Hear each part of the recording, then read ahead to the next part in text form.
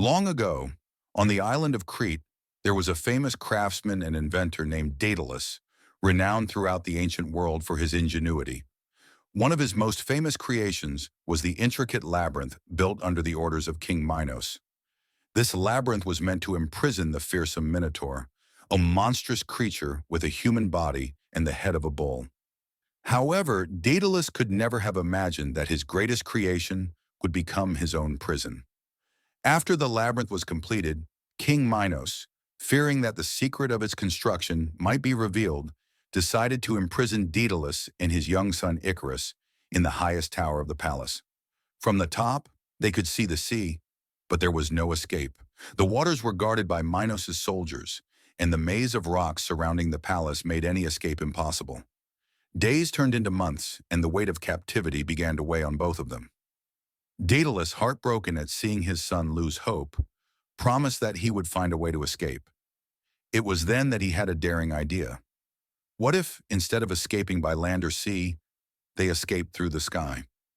Daedalus spent sleepless nights gathering feathers from birds that landed on the tower, gluing them one by one with melted wax. Gradually, he crafted two pairs of wings, one for himself and one for Icarus. When they finished building the wings, Daedalus instructed his son, explaining that they needed to be very careful during the flight. "Icarus, my son, listen to me carefully.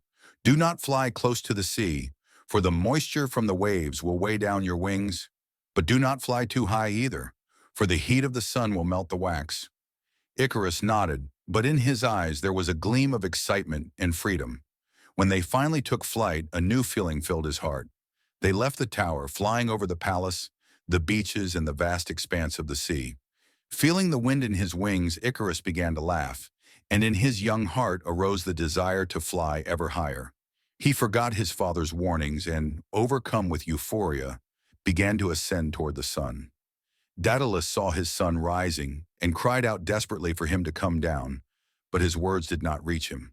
The wax on Icarus's wings began to soften, the feathers fell off, and in an instant he plummeted from the sky, crashing into the sea, where he disappeared into the waves.